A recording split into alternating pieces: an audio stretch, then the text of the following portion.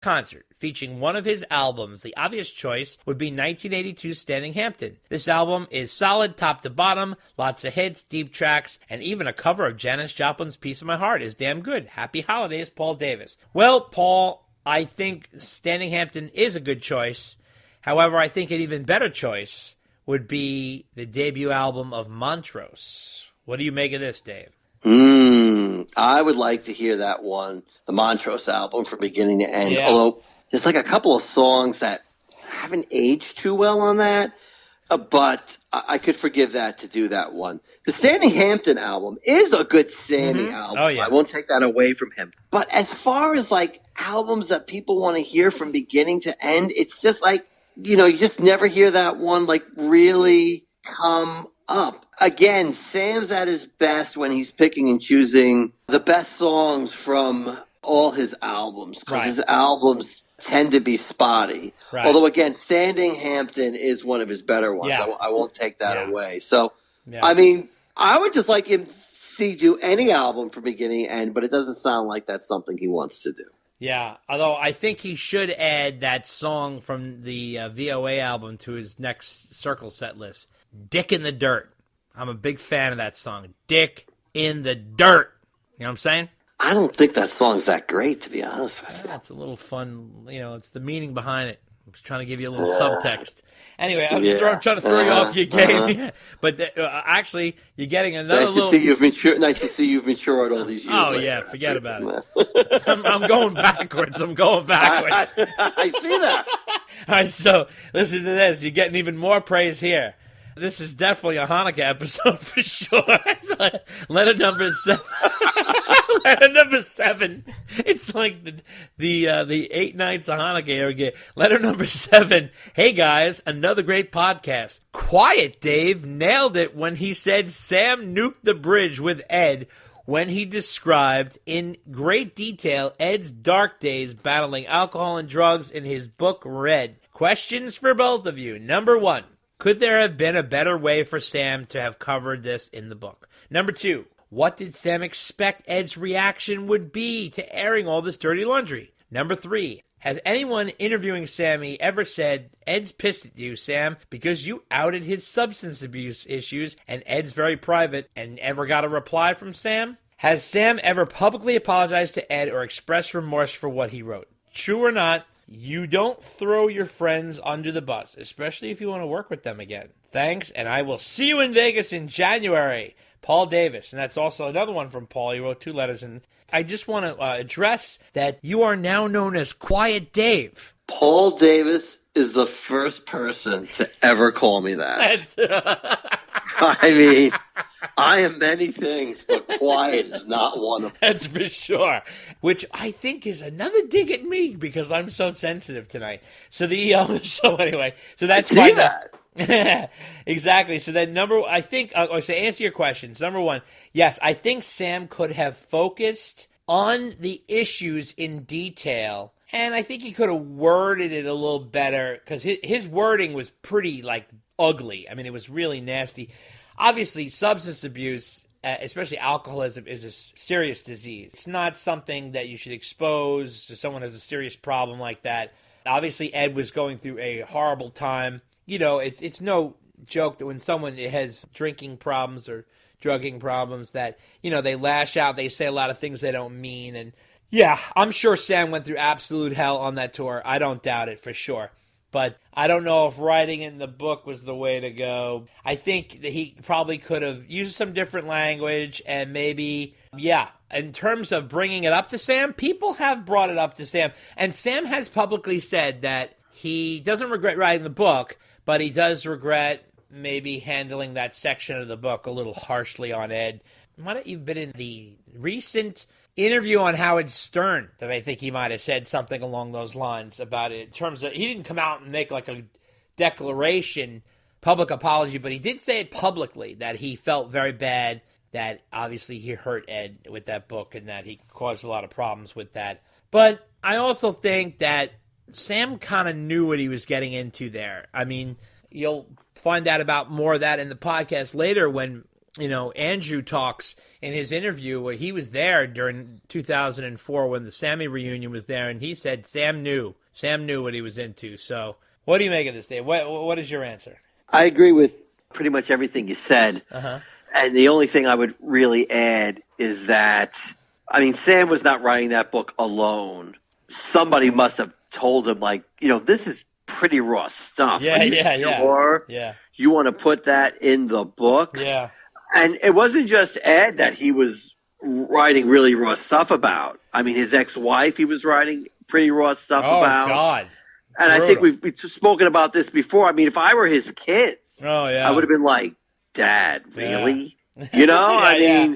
So, but he was just like, I'm putting it in the book. I'm putting it all out in the book. I'm laying it all out. I'm honest. Yeah. I'm honest, Sam. I'm honest, Sam, right? Yeah. And it's like, but you don't need to tell everything. Yep. But again, it wasn't any worse, I think, than what Val did in her book.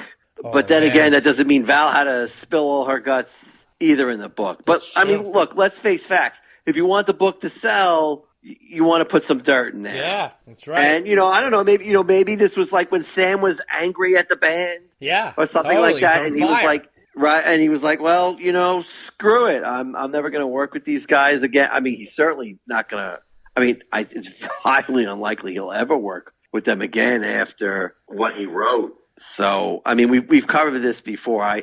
It just surprises me how surprised he was at people's reactions to what he wrote in the book. It's very true. Now, the funny part about this, Dave, is there's another Sammy book prior to this one that was made, and it was called Red Storm Rising. And there's only a handful of copies out there, but it was the book Sammy was gonna put out and pulled it. Sometimes you see it popping up here and there, and apparently that's even more raw. So I'm desperately trying to get a hold of that shit. Yeah, I know I have read like a chapter or two from that was out on the internet at one point. And man, let me know if you see that. Maybe I'll actually spend the money, and that'll be my 50th birthday present to myself next year. You know what would be my 50th birthday present? Would be see Quiet Dave open his wallet. QD! We're going to call you QD from now on. All right, so I don't need any more nicknames, and especially from you, I don't need any more. All right, so letter number 8. Eric Torbick says, with the Motley Crue Def Leppard tour official now, I wonder if Van Halen was originally included in this package, and that's what Dave was referring to about baseball stadiums and other people in that earlier interview. My guess is when Van Halen said no, or as Dave put it, not answered the bell, the promoter threw the money at the Crue instead.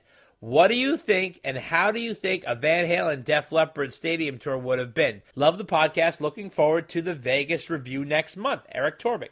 Eric writes in a lot. That letter is perfect. Just as an example, that's a perfect letter because he came in with an interesting topic, asked a question, had some good insight, very creative letter. And not to criticize the other letters, I'm just giving people as an example in terms of letters. You like the letter because he didn't bust your BALLS. That's why. And no, listen, I'm not mad at Kurt or anything. I don't care. People can break my balls. In fact, I'm going to get my balls broke later on in the podcast here. Towards the end, of course, we're going to get a nice shellacking. But this is a good question. I really like this, and this had some nice thinking, Eric. So, great point, Eric. Great point. Now, let me tell you what I think. I think Live Nation, who is the overall promoter for this event, wanted to put together a big rock stadium tour. Now, keep in mind, this is reiterated from Eddie Trunk. Eddie said this. These stadiums are not football stadiums. They're baseball stadiums. A little different, smaller, okay? Just to keep in mind, there's like one or two football stadiums in there. But this isn't Giant Stadium. When they come to New York, they're playing Citi Field, not Giant Stadium. Giant Stadium is like 80,000 people. It's not even called Giant Stadium anymore. It's like MetLife or whatever. That's like 80,000 people, which is where the Stones play. Just keep in mind in terms of the context. So they're smaller. So anyway, it's still a stadium though. Yeah, I think that Live Nation wanted to do a big rock stadium tour last summer, okay? And I think that Van Halen was part of that, along with some other groups. I think that before they landed on the package, the whole thing fell apart. I don't think they would have put Van Halen with Def Leppard, though. I think it might have been. I could see Van Halen going with like AC/DC or Kiss or something. You see like Motley Crue, Def Leppard, Poison. They're all of the same era and time, and they're all Van Halen, even though they were still active during that period of time, they're more of a 70s hard rock band that went into the early 80s. These guys are more of like total 80s, hair bands. This is more of a hair band thing than it is Van Halen. I don't consider a hair band, but I think that definitely they threw the money at the Crew instead of Van Halen. I don't think Van Halen would have been in this particular lineup, but I think Live Nation wanted to do this tour, and they were going to figure out who could we do this tour with. Dave, what do you think? Wow, that's an interesting observation. I was thinking that, I don't know if it's specifically this tour, because Ramones are always trying to put together package tours. Yep. Was it this one? Maybe. The problem is you never really know who said yes, right? Who said no, right? Things like that. So did it start with Van Halen and then eventually morphed into this tour now? Right. Very possible. Yeah. Very possible. Yeah. Or was it another tour and it just fell apart because they couldn't get the bands together? Right. Who knows? I couldn't tell you. Yeah, I think it's definitely possible, and it just makes me sad that it never happened. Yeah, it would have been something special, but what can you do? On to letter number 9. Hi again, Dave and Dave. Greetings from Australia. It is summertime down here again, and we will be treated to an amazing run of shows from some fantastic bands in coming months. The highlights include U2, Queen with Adam Lambert, Elton John, Alice Cooper, Metallica, Iron Maiden, Lenny Kravitz, The Scorpions, Whitesnake, George Thorogood, Billy Idol, America, 10cc, Tool, and Simple Minds. And he is going to Iron Maiden and in Elton John and Queen. We even have Michael Bublé, the Backstreet Boys, Aha, and the Spice Girls coming. But of course, no Van Halen. My question is, should I make the effort to fly from Sydney to Las Vegas to see the David Lee Roth show? Or should I leave my final memory of seeing Van Halen live in 2015, the show I saw in Dallas, which was amazing? P.S. Have you guys listened to the Sons of Apollo live album, Live with the Plovdiv Psychotic Symphony? It is a great album, lots of Van Halen influences, especially Derek playing Eruption on the keyboards in his solo, and a great version of And the Cradle Will Rock from the band. Can't wait for the new album in January 2020. All the best, Stephen Halmerick from Sydney, Australia. Yeah, well, I'll tell you, no, I don't think you should come all the way from Australia to Vegas for Dave. I don't know if it's going to be worth that trip. I think that's really, really far, and I think Dave will end up coming there, to be honest with you, because Dave is a traveler. Dave loves to play overseas and stuff like that. I think Dave would love to take his band to Australia if he could. Yeah, I think he'll make his way down there because he's an adventurer, and I think it's like he's really out for, getting this band out there. So, who knows? I wouldn't be surprised if you see Dave pop up at some festivals in the summertime. If you look at his schedule, he's doing the Vegas stints, he's doing the Kiss tour, and it leaves the whole summer open. So he's got plenty of space between April and right to the end of August, which leaves a lot of room for him to come down there. So I would just wait a little bit before you have to come running over here. Dave, what do you think? I'm indecisive, to be honest with you. Okay. I'm not sure which way to go on that one. Would you prefer to be called indecisive, Dave? Well, that would certainly be more accurate than quiet, Dave. That's for sure. Yeah. So, the Sons of Apollo. Okay, yes, I'm well aware of the live album. We've talked about it before. I saw them live in concert. They are amazing. They have a lot of Van Halen references. I talked about that before. And a little something coming in the future, a little bit about that. So just to let you know. So you haven't made up your mind, Dave. All right, so Steven, I would hold your horses and wait to see if Dave does any festivals down under. All right? So yeah, I would say, my gut tells me you shouldn't come. Yeah. My gut tells me not just for that. I mean, especially if he's touring with Kiss now and opening for Kiss, and there's a show closer to you. Although you're coming from Australia, so Yeah. any trip is far away. But at least you'll get to see Dave and